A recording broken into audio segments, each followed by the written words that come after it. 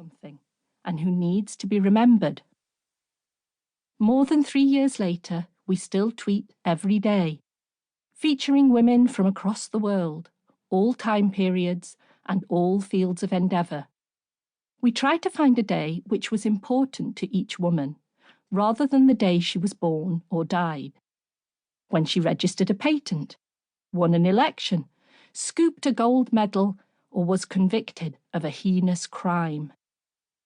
Why haven't I heard of her? Is the response we receive on Twitter again and again. And again. And someone needs to write a book, or play, or film about her. We have been overwhelmed by how many fascinating women we had never heard of. Women who have done amazing things, overcoming obstacles of sexism, racism, and poverty. Some women we had heard of, but thought they were the exception, an anomaly. Marie Curie, Ada Lovelace. Or we had heard of them but weren't aware of the breadth of their achievements, that they had also done something not typically feminine. Florence Nightingale was not only a nurse, the Lady of the Lamp, but also a statistician. Nina Simone was a civil rights activist as well as a singer. Even when the achievement of a woman from history is discovered, usually by a female historian, it is promptly forgotten again, and so it has to be rediscovered and rediscovered. How and why are men's achievements remembered? First, we learn about them in school, and then awareness of these men is constantly enforced and reiterated by statues in our streets, by the names of those streets, by the names of universities and institutes. We watch films about men. Historical documentaries tell us about their accomplishments. Our galleries are filled with paintings of women, but not by women. This is not a women's history book. It is a history book.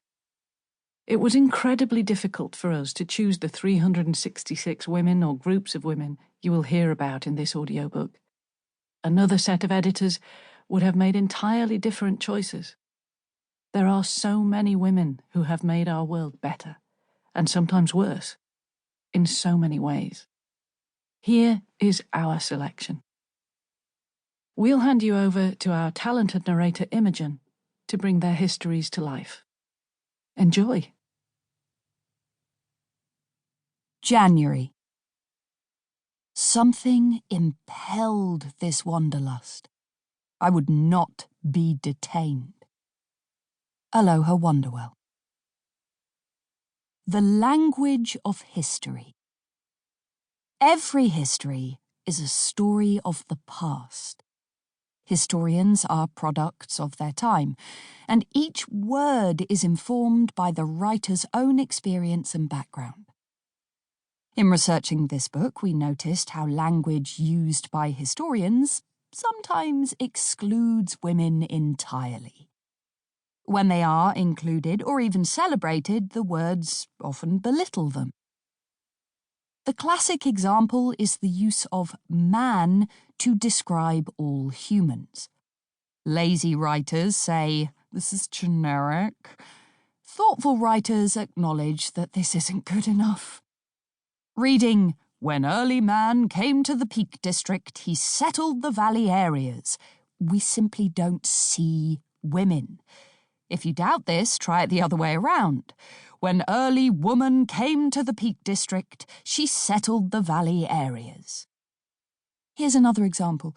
Many articles tell us that Catherine of Aragon, Henry VIII's first wife, failed to provide him with a male heir.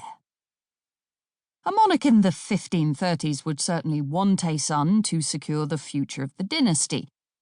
However, that sentence doesn't just state a fact, it embodies a point of view.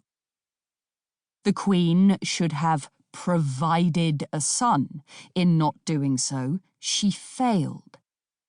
These tiny accumulations build up in every history, like scale inside a kettle. The historians who wrote that phrase, and students who unquestioningly absorbed and repeated it, including myself, were using the language of their